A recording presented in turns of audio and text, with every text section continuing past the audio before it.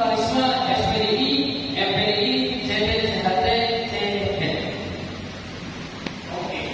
Tanggal lahir beliau tanggal 20 Desember 1989. Tempat lahir Tangerang, jenis kelamin laki-laki, status perkawinan masih lajang.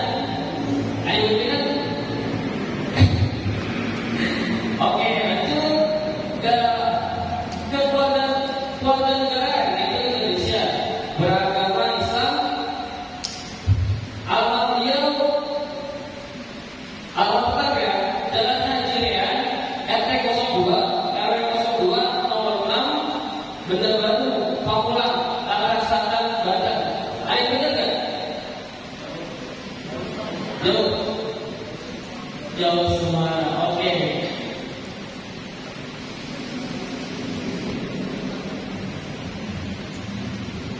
Pendidikan formalnya, beliau SD di SDN Seribu Barat tahun 1995 sampai tahun 2001. Ada yang bisa sampaikan nggak? Bang Ryan ya. Lanjut SMP Negeri Serang pada tahun 2001 sampai 2004.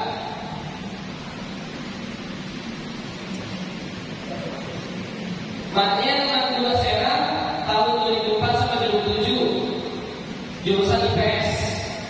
Universitas Profesor Dr. Hamka pada tahun 2007 sampai 2012. Jurusan Pendidikan Agama Islam.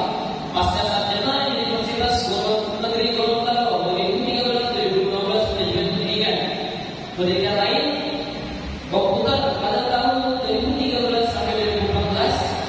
Jurusan IT World Excel Corporate Design. Lalu bahasa Inggris 2015-2016, bahasa Arab 2017-2018, trainer motivasi 2019, trainer psikoterapi tahun 2019. Beliau alhamdulillah menguasai 3 bahasa, yaitu bahasa Indonesia, bahasa Inggris, bahasa Arab. Jadi kalau misalkan ngobrol dengan beliau, bisa dengan bahasa Indonesia, bisa dengan bahasa Inggris, bisa dengan bahasa Arab.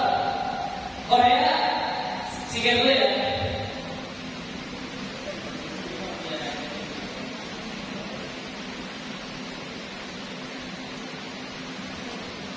Oke, pengalaman kerja.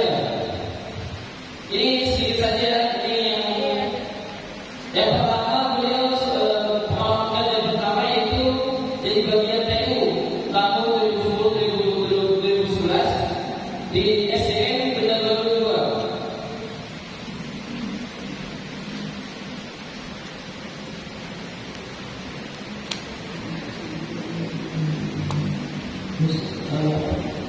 Lanjut ke beliau pernah di DPRD Kota Tangerang Selatan tahun 2016-2019, evaluasi pelaporan keuangan di Universitas Pamulang tahun 2016-2019 sebagai dosen UKM Bina Usaha Mandiri Tangsel tahun 2016-2019 sebagai pengawas dan lain banyak ya. Beliau pengalamannya ini masih awal nih.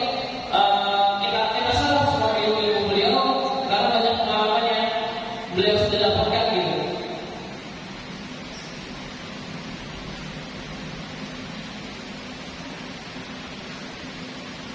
Beliau juga memiliki kelebihan nih. Yang pertama, sifat dermawan pada setiap orang yang susahan, 2 cekatan dan inisiatif, 3 kreatif, 4 mandiri, 5 mempunyai rasa ingin tahu atau bisa lebih. Pengembangan diri atau self development, terlalu berambisi mencapai karir, juga perlu pengembangan dalam memperhatikan risiko dari setiap keputusan yang diambil, perlu pengembangan dalam mengelola stresor, terlalu jujur sehingga sering dimanfaatkan.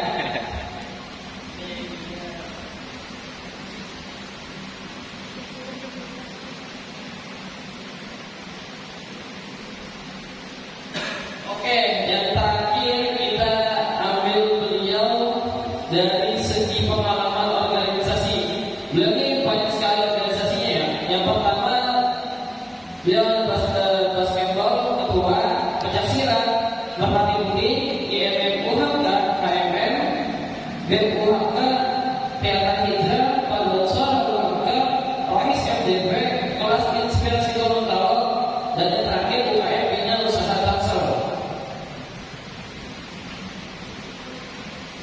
Oke, untuk biodata beliau jadi Masya Allah. Untuk teman-teman semuanya dipersiapkan awal tulisnya, apa yang beliau sampaikan awal tulis, dan nanti beliau akan mengadakan praktek tentang leadership ini. Oke, jadi kita dimohon untuk partisipasinya, untuk perhatikan. Kalau bisa jangan tidur, jangan nyindir, karena semuanya kalau nyindir, tolong yang nyindir dimaju lagi dikit gitu. Makanya tolong yang gimana ini agak geser sini biar pada rapi lah gitu tengahnya.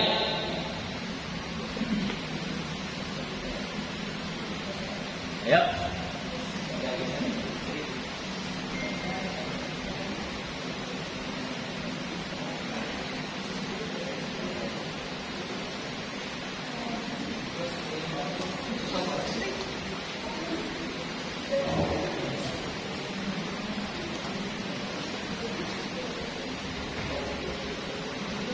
Oke, kita langsung masuk ke materi. Kepada Ustaz Robi, dipersilakan. Assalamualaikum warahmatullahi wabarakatuh.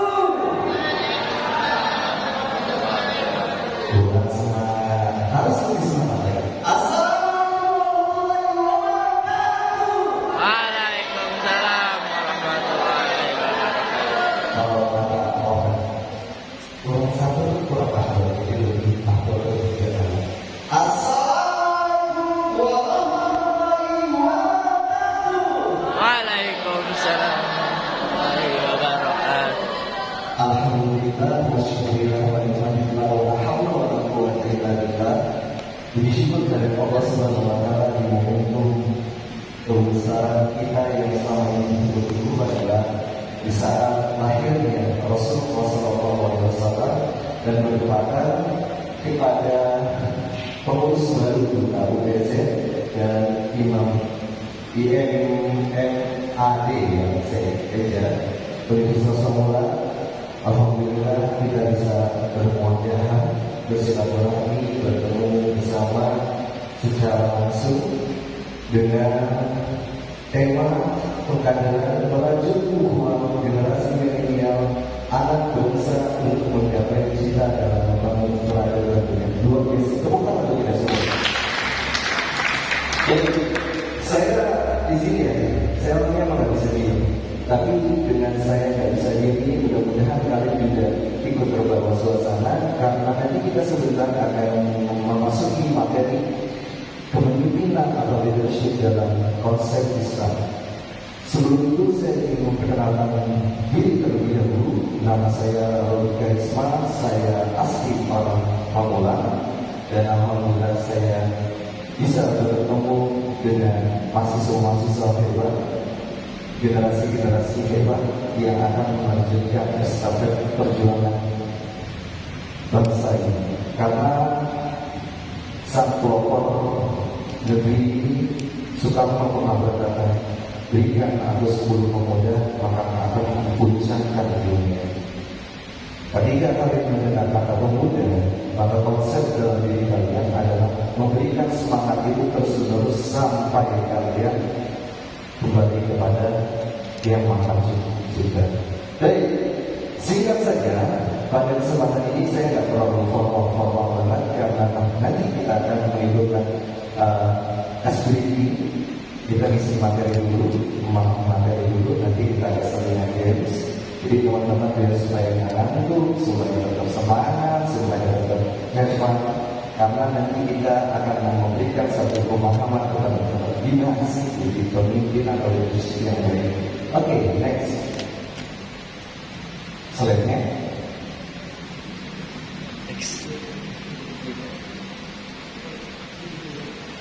Oke, ada ya. Oke, berbicara tentang pemimpin, apa sih sebenarnya pemimpin? Selama ini kita tahu kita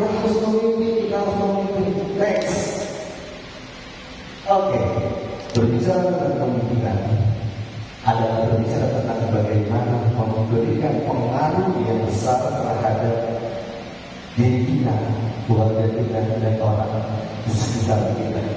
Maka konsep dalam melakukan ini next. Oke.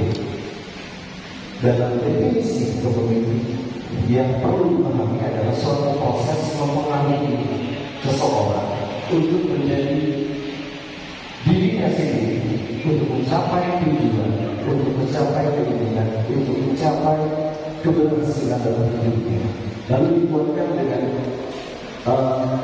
dasar merupakan pola hubungan antara interaksi, karena tidak mungkin menjadi seorang pemimpin yang baik kalau kita tidak mau berkomunikasi dengan orang lain atau kita tidak mau bersahabat dengan orang lain. Next, Rasulullah SAW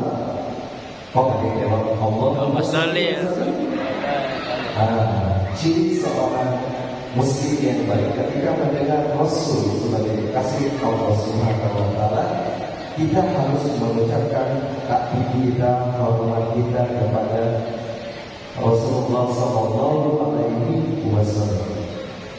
Oke, di dalam buku dijelaskan Michael Hart dalam bukunya 100 tokoh paling berpengaruh di dunia ternyata ada di cendekiawan Muslim juga. Oke, next. Berbicara tentang kepemimpinan secara etimologi, khalifah, imam yang mempunyai makna daya memimpin atau kualitas seorang memimpin atau tindakan dalam memimpin. Berbicara tentang bagaimana memimpin adalah berbicara tentang mau mengajak seseorang sebagai partner atau sebagai seorang sahabat atau sebagai seorang kekasih. Karena ketika kita melayani seseorang dari hati, maka akan sampai dan juga hati. Begitu juga kalau ada yang sering kali katakan sebagai junjungan kita Nabi besar Nabi Muhammad SAW memberikan kepada kita menjadi pribadi yang mendapatkan kebaikan dari akhlak mulia. Seperti yang kita pahami bersama Allah Rasulnya dari dalam Al-Quran. Oke, next. Di sini kita akan bagi menjadi 3 bagian. Bagaimana Rasulullah memimpin di dalam Al-Quran dijelaskan di dalam surat Al-Baqarah ayat 30, dan ini dijelaskan tentang bagaimana Rasulullah menjadi khalifah, lalu ulil amri di dalam surat An-Nisa ayat 59, dan juga ada menegaskan tentang bagaimana Rasulullah memimpin jadi wali itu adalah sebagai orang tua. Quran surat Al-Maidah ayat 51 sampai 55 dilanjutkan menjadi wali dari hadis Bukhari dan akhir sebagai hadis Bukhari. Next. Ini dari Al-Qurannya. Bismillahirrahmanirrahim. Wa idh qala rabbuka lil malaikati inni ja'ilun fil ardi khalifah. Qalu ataj'alu fiha man yufsidu fiha wa yasfiku ad-dima'a wa nahnu nusabbihu bihamdika wa nuqaddisu lak. Qala inni a'lamu ma la ta'lamun. Ingatlah ketika Tuhan berfirman kepada para malaikat, sesungguhnya aku hendak menjadikan seorang khalifah di muka bumi ini, sebagaimana untuk mereka berkata, kenapa engkau hendak menjadikan khalifah di muka bumi ini? Karena orang ini akan membuat kerusakan padanya dan akan menumbuhkan darah pada kami senantiasa bertas dengan menuju engkau dan menjadikan engkau. Tuhan berfirman, sesungguhnya aku mengetahui apa yang tidak terjadi. Kalau saat ini sudah jelas sebagaimana bentuk penegasan kita adalah sebagai khalifah di muka bumi ini. Sebaik-baiknya khalifah, maka kita akan dimintai pertanggungjawaban. Itu menjadi catatan. Next. Juga ditegaskan dalam Quran surat An-Nisa yang nantinya hai orang-orang yang beriman, taatilah Allah dan taatilah Rasul. Jadi kalau kalian bertanya sebagai seorang pemimpin, bagaimana mungkin kita menjadi seorang pemimpin kalau kita tidak menaati Allah dan menaati Rasul?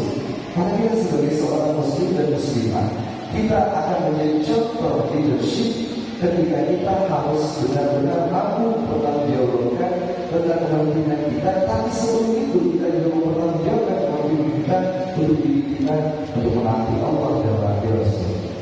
Konsep ini yang harus kita bawa sebagai syiar dakwah seorang muslim, atau syiar dakwah sebagai duta UBZ, atau syiar dakwah sebagai imamat. Teman-teman, kalau jangan pernah mengatakan tentang an-nawmul al-aqla, saya lebih baik daripada anda sekalian. Tidak, karena Rasulullah membangun tentang bagaimana kepemimpinannya. Dia melihat tentang betapa takdirnya tunduk kepada sesuatu yang dia punya, karena itu adalah titipan. Maka dari itu teman-teman semua, jangan lupa ketika anda melakukan suatu perbuatan, Allah melihat. Ketika kita melakukan suatu kebaikan, Rasulullah melihat. Maka konsep ini yang akan menjadikan penyajian dalam hidup kita dari hati maka akan sampai ke hati. Next, juga ditegaskan di dalam surat Al-Maidah ayat 51, hai orang-orang yang beriman, janganlah kamu mengambil orang-orang Yahudi dan Nasrani atau Yahudi sebagaimana mereka adalah aulia baik sebagainya. Dan siapa di antara kamu mengambil mereka menjadi aulia, maka sesungguhnya orang-orang itu termasuk golongan mereka. Sesungguhnya Allah tidak memberi petunjuk kepada orang-orang yang lain. Zalim maksudnya jadi. Saya ingin memberikan satu option kepada teman-teman semua. Kalian semua berhak memiliki kesempatan yang sangat luar biasa menjadi seorang pemimpin. Jangan anggap bahwa saya tidak bisa apa-apa, saya tidak tahu apa-apa. Karena konsep sebagai seorang pemimpin, bisa nggak bisa, siap tidak siap, maka kita harus menunjukkan saya harus bisa dan saya pasti bisa. Coba kata ini, saya ingin terangkan kepada kalian. Saya harus bisa. Saya harus bisa. Saya pasti bisa. Saya pasti bisa. Oke, saya harus bisa sekali lagi. Saya pasti bisa. Oke, ingat baik-baik ya. Ini tidak boleh yang pertama. Next, kenapa sih harus perlu menjadi kepemimpinan seorang Islam atau sebagai seorang Muslim? Ingat, di sini ada 6 ya. Ada 6 yang harus kita pahami sebagai seorang pemimpin. Syarat yang pertama, memiliki akidah yang benar. Berbicara ada akidah, ada satu keyakinan. Jadi kalau kalian tidak yakin menjadi seorang pemimpin, bagaimana kalian memimpin orang lain? Konsep akidah di dalam Islam adalah pembentukan karakter yang dibangun atas dasar kesadaran, teman-teman. Kalau kalian menganggap bahwa saya tidak mampu, maka konteksnya akidah kalian belum benar. Karena Allah menunjukkan kalian sebagai khalifah untuk menjadikan sesuatu yang tidak mampu menjadi mampu. Yang kedua, memiliki ilmu pengetahuan dan wawasan yang luas. Bukankah Nabi mengajarkan kepada kita di dalam suatu perkara yang perlu dibuat yang menjelaskan tentang Iqra bismi rabbikal ladzi khalaq. Iqra, bacalah dengan menyebut nama Tuhanmu.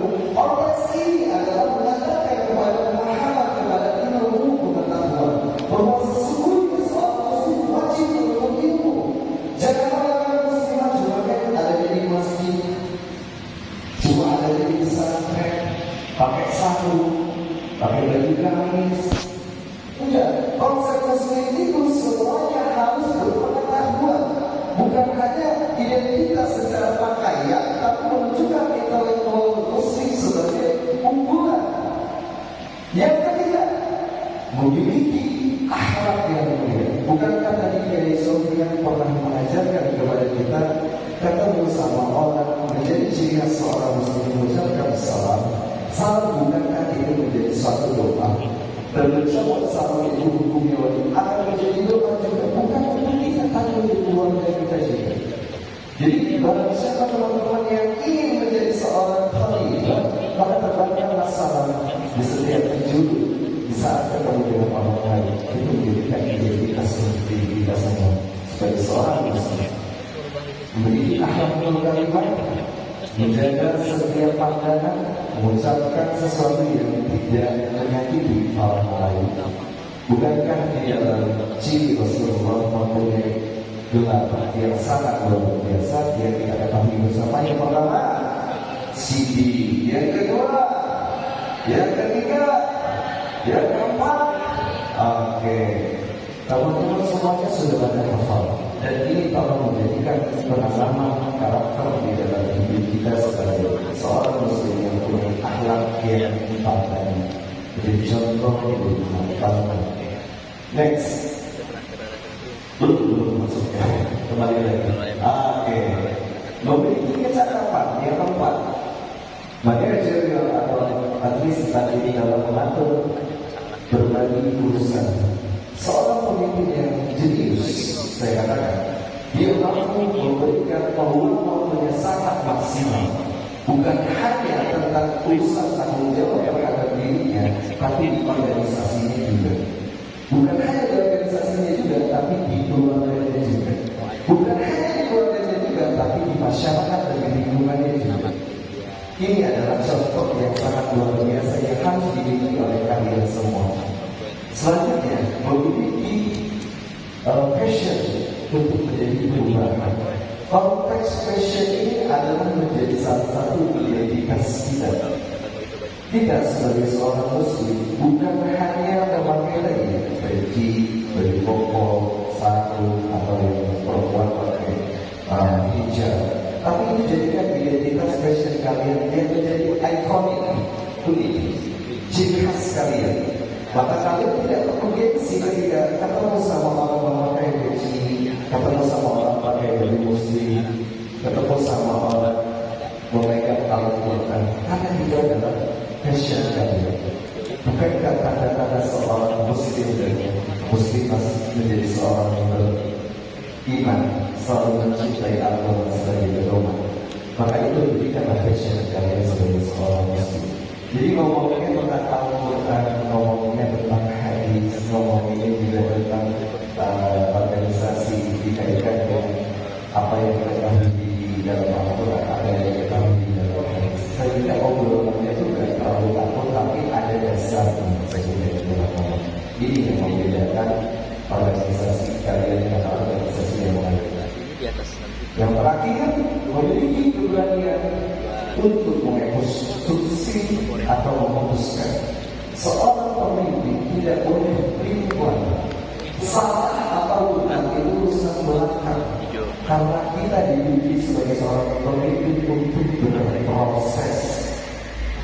Jadi kalau ditanya kalian sebagai seorang pemimpin tapi kalian takut salah, bahasa diri paling benar, itu urusan penilaian, teman-teman.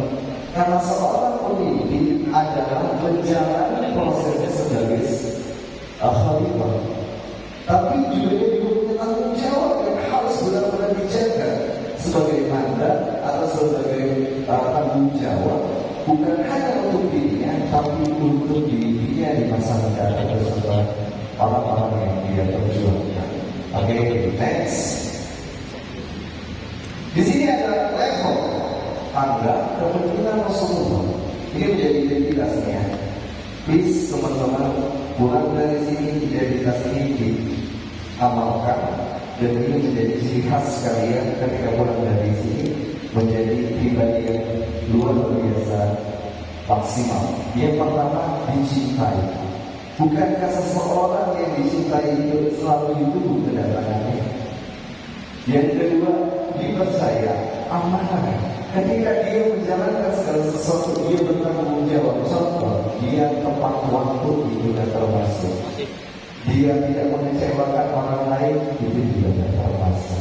Dia memberikan fasilitas yang terbaik untuk orang lain, untuk melayani dengan sepenuh hati, itu juga sudah termasuk. Yang ketiga, diikuti. Bukankah tauladan yang baik adalah mengikuti segala sesuatu sesuai dengan dasar sandarannya sandatnya itu dikatakan dari Rasulullah. Maka tidak kita sebagai seorang muslim yang harus kita pahami konteks dari kata diikuti, menerima dan memberi. Disebutnya dengan berterima kasih, menerima apa yang didapatkan dan jangan lupa kita juga harus memberi. Itu konsep yang harus kita jaga. Selanjutnya, menjadi pencipta kader. Teman-teman adalah seorang pemimpin, dan setiap pemimpin mempunyai kader-kader nanti di keluarganya masing-masing, di pergaulannya masing-masing, di tongkrongannya masing-masing. Jadi kalau teman-teman nggak menjadi orang yang militan, maka teman-teman akan menjadi seseorang yang dipengaruhi. Sekarang saya mau nanya, kalian sudah dipengaruhi atau mempengaruhi? Mau jadi mempengaruhi atau dipengaruhi? Para semangat sekali lagi. Mau dipengaruhi atau mempengaruhi? Mempengaruhi. Tapi Allahu Akbar. Oke. Selanjutnya yang terakhir, menjadi pemimpin yang abadi. Konteks pemimpin yang abadi itu adalah selalu menjadi buah bibir. Orangnya nggak ada, tapi namanya selalu disebut.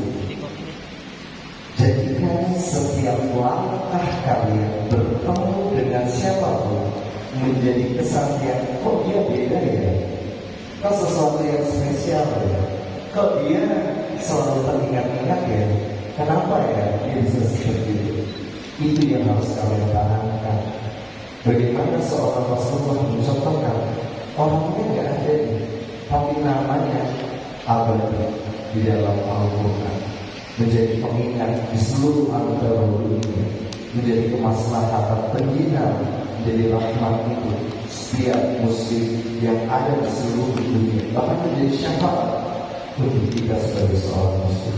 Next, untuk selanjutnya, kepemimpinan memiliki sandaran sifat yang harus dimiliki sebagai sifat Rasulullah.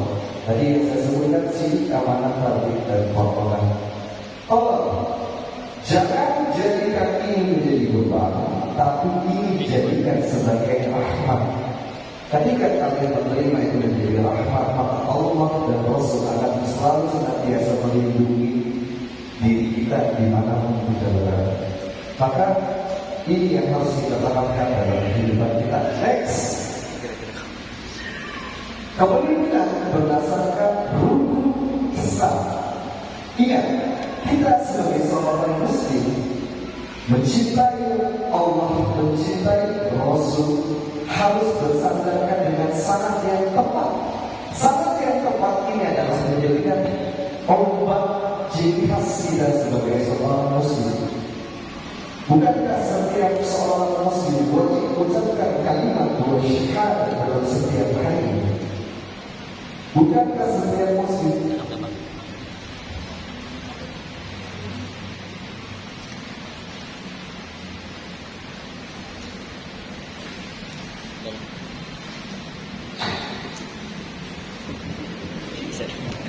fotonya ini ya. Oke. Bukankah setiap muslim diharuskan wajib untuk menjalankan salat waktu 5 dalam satu hari? Dan ini yang harus dedikasi. Kalau kita merasa salat 5 waktu aja malas, bagaimana kita memiliki diri kita? Karena 7 obatnya seorang muslim adalah dilihat dari 5 salat waktu. Teman-teman tidak akan mungkin berhasil menjadi seorang pemimpin salatnya ini. Yang ketiga, dianjurkan seorang muslim wajib berpuasa di dalam bulan Ramadan, dilanjutkan dengan puasa sunnah Senin Kamis. Ini akan menguatkan setiap pribadi kita untuk mengontrol hawa nafsu kita, untuk menjaga setiap ucapan kita, untuk menjaga setiap pandangan kita sebagai seorang pemimpin. Dilanjutkan, bukankah setiap diri manusia mempunyai kesempatan untuk mensejahterakan konsep dalam haji ini adalah memberikan suatu kesejahteraan untuk orang-orang yang ada di sekelilingnya.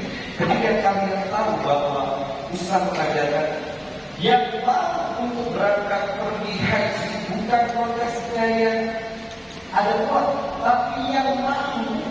Konteksnya berarti uangnya semua. Jadi kalau kalian berangkat, saya dapat mungkin bisa berangkat haji. Wallahu a'lam bishawab. Allah mengatur setiap hati, setiap manusia dengan niatnya. Maka kalau kalian sebagai seorang muslim tidak punya niat untuk pergi haji, maka ini akan menjadi tanda-tanda kalian bukan menjadi seorang pribadi muslim. Karena orang muslim harus benar-benar mewujudkan itu sebagai bentuk ketaatan. Next. Di sini ada dasar-dasar kepemimpinan di dalam Islam. Bukankah yang pertama dijelaskan di dalam surat An-Nisa ayat 144? Bismillahirrahmanirrahim. Ya ayyuhalladzina amanu la tattakhidhu kafirina awliya. Kata awliya ini sangat agung, teman-teman. Jadi kalau teman-teman berusaha sebaik mungkin untuk menjadi awliya, kekasih yang Allah cintai, maka tunjukkanlah dari sekarang. Jangan menunggu kalian berumah tangga, jangan menunggu kalian berada di usia dan berkembang, jangan menunggu kalian berumur, jangan. Tunjukkan kalian menjadi awliya di muka bumi atas dasar kerelaan. Lalu yang kedua ditegaskan juga tidak mengangkat pemimpin dari orang-orang yang mempermainkan agama Islam. Berbicara tentang pemimpinan adalah berbicara dasar akidah. Konteks akidah, kalau tidak dijalani, maka dia zalim terhadap dirinya sendiri. Kalau dia mau jadi pemimpin, berarti membuktikan bahwa dia merasa mampu dan bisa, harus bertanggung jawab dengan apa yang dia ucapkan. Maka bisa sebagai penguat untuk penyambung syiar kita tunjukkan dari pribadi kita. Pak, saya belum mampu menjadi pribadi yang taat, menjadi seorang yang beriman. Tapi bukankah di balik kesulitan ada kebenaran? Di dalam surat Al-Insyirah, Allah menegaskan, Pak, ini nama usri Islam. Ini nama teman-teman sudah tahu tempat mereka. Jadi kalau teman-teman lagi down imannya, lagi down malas untuk dari istri-istri, maka ingat, bukan kesulitan pasti ada kemudahan. Kalian bukan jadi penulis, tapi kalian akan memberikan suatu pelayanan kepada seluruh aspek yang ada di sekeliling kehidupan kalian, mensejahterakan. Ingat konsepnya, humanis dan religius. Itu jadi syiar dakwah sebagai bentuk penguat. Anak imam dada, bukan. Selanjutnya next. Yang ketiga, pemimpin harus mempunyai keahlian di bidangnya, life skill. Jadi kalau teman-teman nggak punya, ya saya nggak bisa apa-apa Ustaz.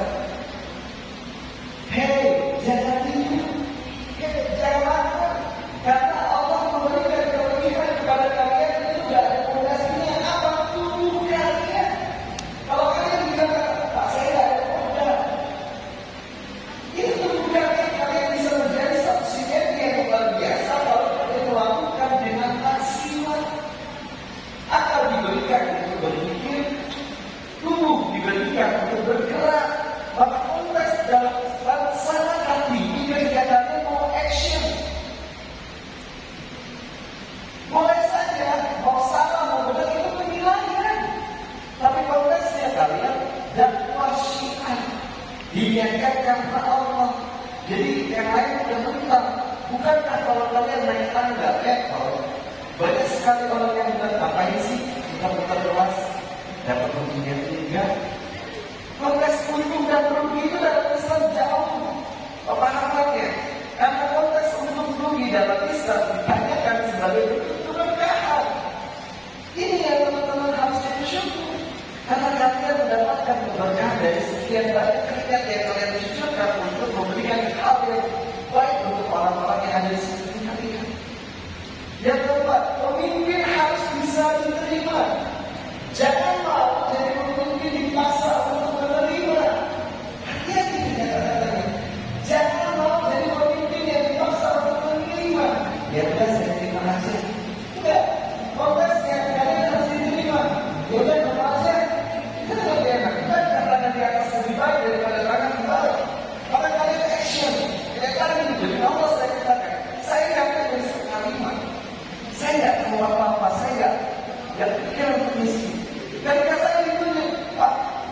isi acara di kajian kita untuk buka. Oke, siap. Karena seorang pemimpin tidak ada kata tidak. Seorang pemimpin harus benar-benar melakukan kepemimpinannya dengan perhitungan yang tepat, dengan perhitungan yang akurat, dan dengan kemampuan secara psikologis mampu menunjukkan itu dengan ketulusan. Karena Islam mengajarkan segala sesuatu harus dari hati. Jadi kalau kalian katakan berikan kepada itu tidak kuat.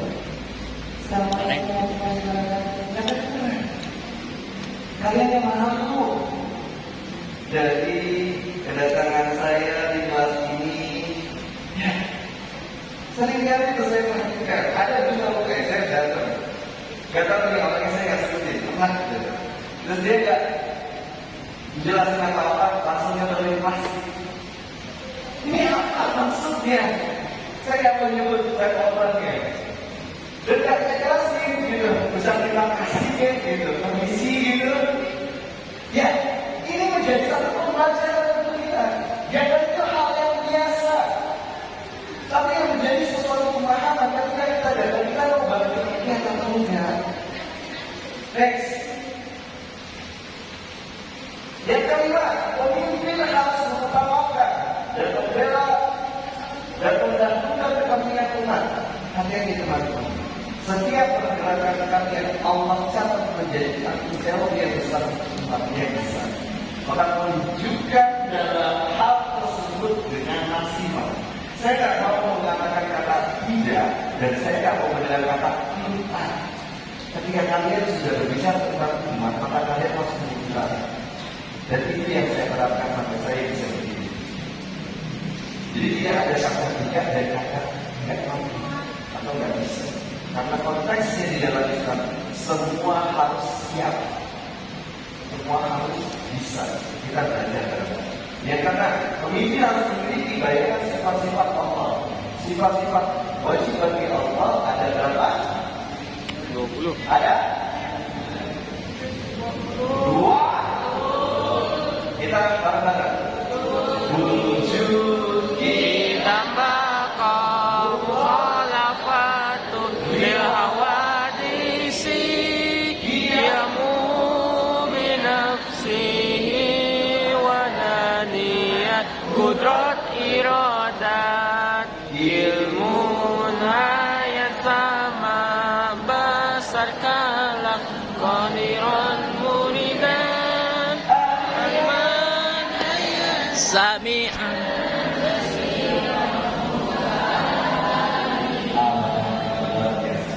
ini adalah menjadi pembuktian kepada kita bahwa sifat wajib bagi Allah Nabi kita sebagai seorang muslim. Karena ini akan menjadi pribadi cerminan kita sebagai seorang pemimpin. Next. Nah, ini tantangannya teman-teman. Kalau mau jadi seorang pemimpin ada beberapa tantangan yang harus dihadapi. Yang pertama menjadi kuat dan tapi juga tidak kasar. Tegas bukan berarti kalian harus strong untuk berintimidasi orang lain. Pokoknya kalian nggak boleh kayak gini. Hati-hati. Tunjukkan kalian ini akan mengucilkan orang lain, akan memberikan ingatan yang besar bahwa kalian itu seorang yang arogan. Makanya kalau kalian mau menjelaskan sesuatu yang kayak gini, menjelaskannya kayak gini, ini ada di dalam babis. Setiap orang-orang itu nggak boleh kamu kayak gini ya, jangan kayak gini ya, itu nggak boleh. Jadi adik harusnya kayak gini, kakak harusnya kayak gini. Bahasa tangan itu lebih hormat seperti ini. Ya. Selanjutnya, baik tetapi tidak lembek. Kalau bahasa kita tidak ini. Ya. Kok kamu baik banget sih? Ya memang saya terlahir baik. Hebat banget gitu. Jangan gitu juga gitu. Tapi kita juga harus buktikan baik itu bukan berarti kita hanya dianggap baik, tapi baik itu berarti karena sifat Allah yang tadi, sifat Rasul yang tadi. Itu menunjukkan identitas kita. Jadi kalau ketemu sama siapa, Jangan pikir, saya kan nggak kenal dia, ngapain saya baik sama dia? Toh nggak ada untungnya buat saya. Nggak gitu teman-teman. Ya, yang ketiga, perlu kreativitas dan gigih dalam melakukan apapun bentuknya. Jadi kalau teman-teman melakukan segala sesuatu harus maksimal, jangan setengah-setengah. Capek-capek sekalian, basah-basah sekalian, keringetan sekalian. Tapi ingat orang-orang yang bisa menantikannya. Ya, bukankah setiap amalan yang terbaik adalah mengukur orang-orang lain untuk berbuat baik? Dan ini yang harus kita tanamkan dalam hidup kita, bahwa kita harus benar-benar tahu. Selanjutnya, bangga tapi tidak sombong. Jadi satu masuk kelas dalam satu sih, nggak kayak kamu 30.000. Hei, halo. Di dalam teman-teman ini bukan besar atau kecilnya, tapi niat kalian untuk datang kepada teman-teman yang lain dalam setiap kelas untuk mengenalkan kebaikan. Konteksnya itu bukan besar-besaran peminat, tapi kegiatan itu menjadi apa ya? Program yang sangat ikonik yang jadi kesan. Ya Allah, kita malam baik-baik banget ya. Mau memberikan waktunya untuk orang banyak, mau memberikan waktunya untuk kesejahteraan umat, mau memberikan waktunya untuk orang-orang yang dalam hidup sampai. Dan ini yang harus kalian tanamkan di dalam setiap kelas. Baik kakak-kakak, saya meminta semangat itu. Kita merangkul, bukan mengumpul. Hati-hati teman-teman. Ya, oke. Yang selanjutnya, punya rasa humor tapi tidak konyol. Ya, iya.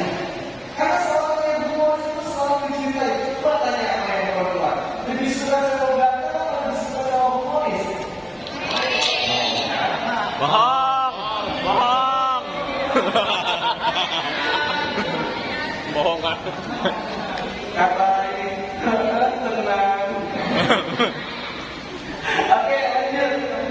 Next. Oke, di dalam kepemimpinan punya karakteristik kepemimpinan. Yang pertama, kejujuran yang sejati. Yang kedua, Fairness. Fairness itu terlihat dari awalannya ya.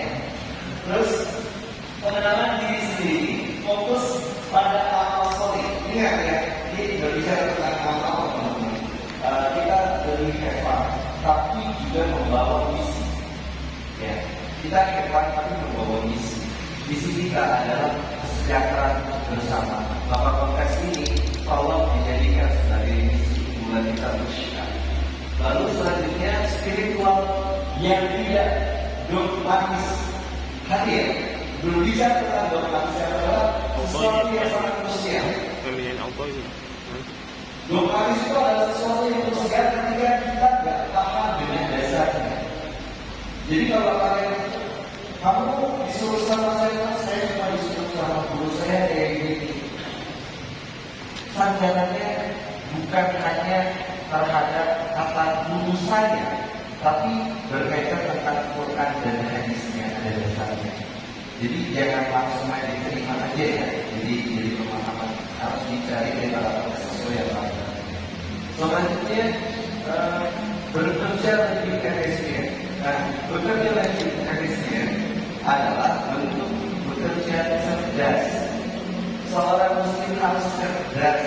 Pintar bagi waktu bukan berarti pintar memanfaatkan waktu. Yes, mumpung gak ada dosen, saya manfaatin. Saya jalan-jalan. Yes, saya bisa usaha. Tapi bukan itu juga. Tapi kita punya tanggung jawab ketika gak ada dosen, kita pintar bagi waktu kita dan kita manfaatkan dengan positif. Selanjutnya, membangkitkan yang terbaik dalam diri sendiri dan orang lain. Maka akhirnya kalian untuk memberikan sugesti kepada teman-teman kalian untuk memotivasi. Oh, ternyata Islam itu indahnya. Oh, Islam itu sangat sayang sekali terhadap sesama. Ini sehingga ketika orang lain yang bukan Islam merasa tergugah hatinya.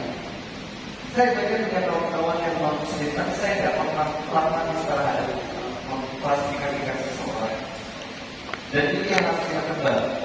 Islam itu adalah rahmatan lil alamin, bukan itu sebagai rahmat. Selanjutnya, tempat bukan menerima perubahan. Jadi biasanya teman harus bisa menerima. Ingat ya, kita ibaratnya wadah nih, teman-teman. Kalian jadi wadah, kalian sebagai pemimpin, tampung aja semua keluhan yang ada di sekitar kalian. Tapi juga bukan berarti itu menjadi beban untuk kalian. Harusnya kalian bisa menjadikan solusi teman-teman itu supaya klop sama kalian.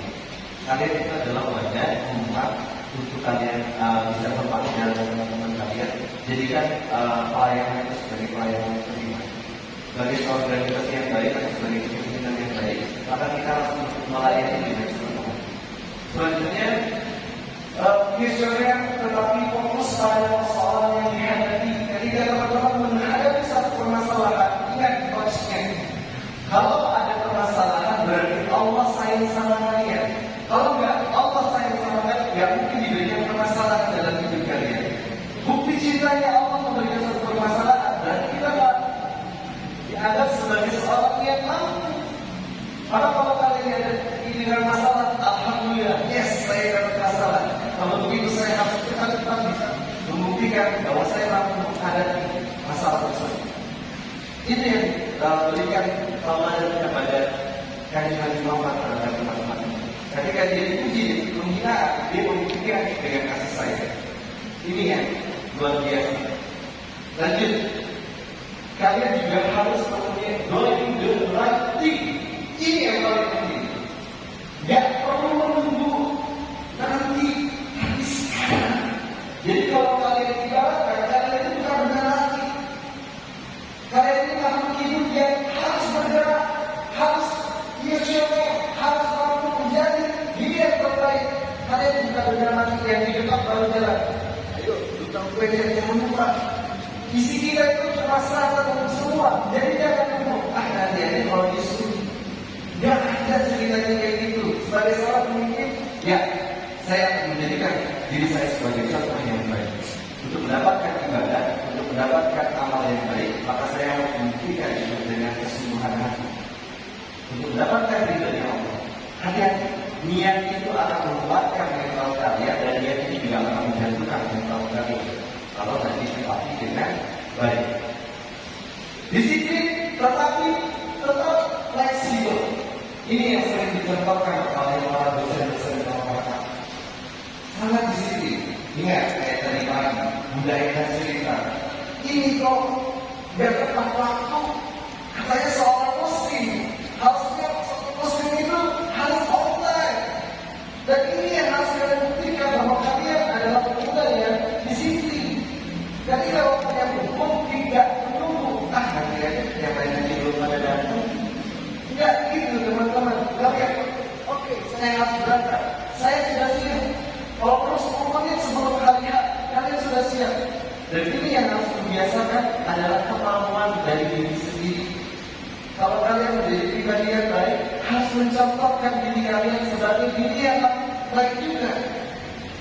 Jangan kalau dianggap kalian baik, tapi diri kalian pun baik. Ini yang bahaya. Santai tapi cerdas. Muslim diajarkan untuk cerdas, tapi juga tidak. Gak boleh ada kekerasan, tapi juga penuh dengan kelembutan. Ini yang harus dicontohkan. Selanjutnya terakhir, ini yang paling terbaik, rendah hati. Berapa banyak kesombongan yang sering kita anggap? Saya kan pengurus, kalian bukan siapa-siapa, bukan level kita. Tidak itu. Tapi kita sebagai seorang pengurus yang baik, sebagai pemimpin yang baik, harus memberikan kerendahan hati, murah senyum. Dan kita ada 5S. Next. Dan next lagi. Next lagi dari seperti ini. Kita lihat ada next lagi. Nah, pentingnya mendelegasikan hal yang baik. Mendedikasikan yang baik dengan tugas dan motivasi yang tepat. Ketika kalian sudah dibagi misi, perhatikan baik. Dedikasikan sesuatu yang tepat sasaran.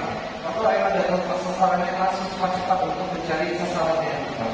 Dan ini yang harus kalian buktikan sebagai bentuk tanggung jawab. Next. Pemberian keteladanan atau model. Kalian ini adalah brand model. Satu produk brand model akan menjadi ikonik kalau kalian mempunyai ciri khas. Maka konteks ciri khas muslim yang baik adalah tidak arogan dengan kasih sayang. Dan itu yang dicerminkan Rasulullah kepada umat-umatnya. Dan Allah sangat mencintai kata-katanya orang yang benar-benar menjadi pribadi yang memberikan sesuatu keamanan dari usaha. Yang selanjutnya, pemberian teladan ini mempunyai prinsip kepercayaan dan membangun diri atau orang lain dengan pemahaman yang tepat. Maksudnya, ketika teman-teman menjalani satu urusan masalah, juga harus mempertimbangkan lawan bicara, juga harus mempertimbangkan pemahaman tentang apa yang dibicarakan. Kalau bicara jangan terlalu cepat, kalau bicara juga tidak perlu bentar-bentar, kalau bicara juga tidak perlu banget. Harus benar-benar disesuaikan dengan kondisinya. Next. Prinsip kepemimpinan meningkatkan kinerja kepemimpinan. Ini adalah ikonik X. Pertama, terkait dengan meningkatkan kinerja, memanfaatkan waktu seoptimal bahkan semaksimal mungkin untuk melakukan kecepatan. Karena kalau bekerja adalah bentuknya kasih sayang terhadap presiden. Juga bentuk presiden itu adalah bentuk kadernya. Imam ini adalah bentuk penguatnya. Lalu yang kedua, perbaiki sistem dan masuklah pada sistem yang baik. Kalau kalian belum mendapatkan sistem yang baik, mari kita sama-sama mencari solusi menjadi yang terbaik. Yang ketiga, sinergi berjamaah. Nah, menariknya bisa diajarkan untuk berjamaah. Kalau kalian nggak mau berjamaah, kalian nggak akan bisa mendapatkan posisi yang terbaik. Karena seorang administrator yang baik adalah dia berjamaah. Coba kalian kelilipan, nggak mungkin bisa diri sendiri. Seorang dokter aja nggak mungkin bisa jadi dirinya sendiri atau mengobati dirinya sendiri. Tukang cukur nggak mungkin sekali betulnya karena bisa. Jadi konsepnya harus berjamaah. Berjamaah itu adalah berdampingan teman-teman. Dan ini yang harus kalian pahami bersama. Next. Nah, ini yang saya bilang 3S. 3S itu menjadi semangat ukhuwah, semangat solusi, semangat maslahat bersama. Oke, saya pengen lihat dan bukan biar supaya teman-teman nggak ngantuk, biar supaya teman-teman ada gerakan. Kalau saya di JPT ada tepuk semangat, coba kalian bisa dapat. Oke, tepuk semangat.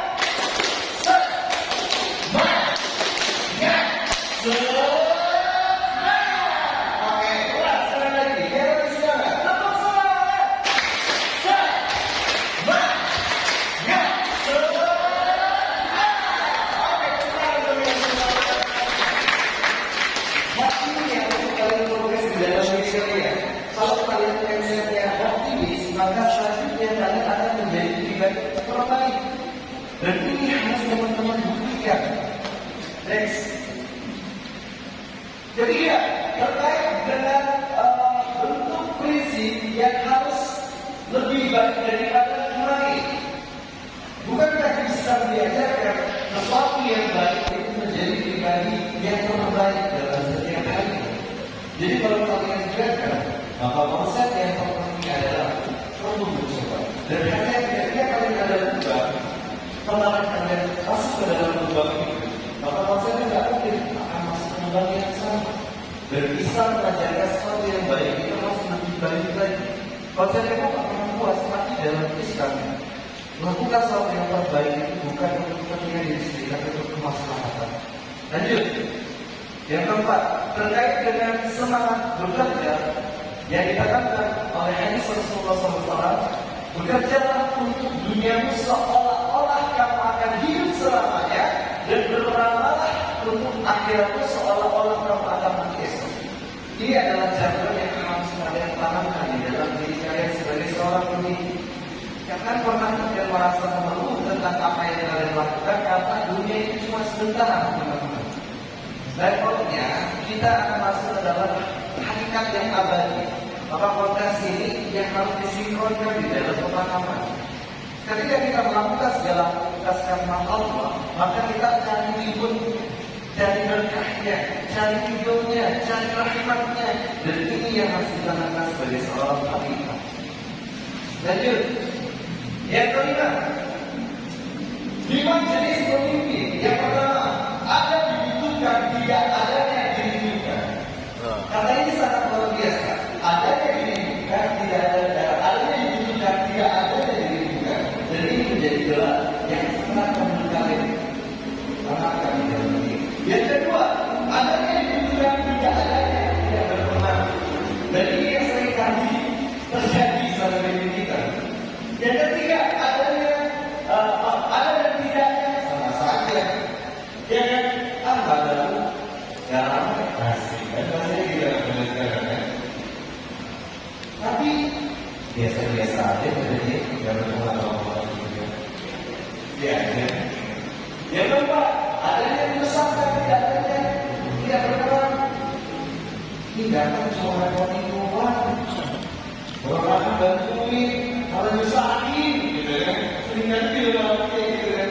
Yang kelima, adanya penyesalan, tidak adanya disyukuri. Alhamdulillah yang ada. Kalau nggak ada yang kayak gitu,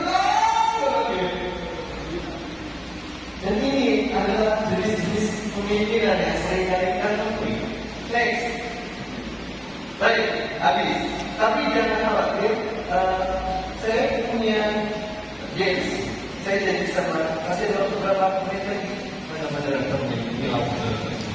Oke, saya punya games teman-teman. Boleh kita berhenti sejenak, apalagi di desa dulu. Saya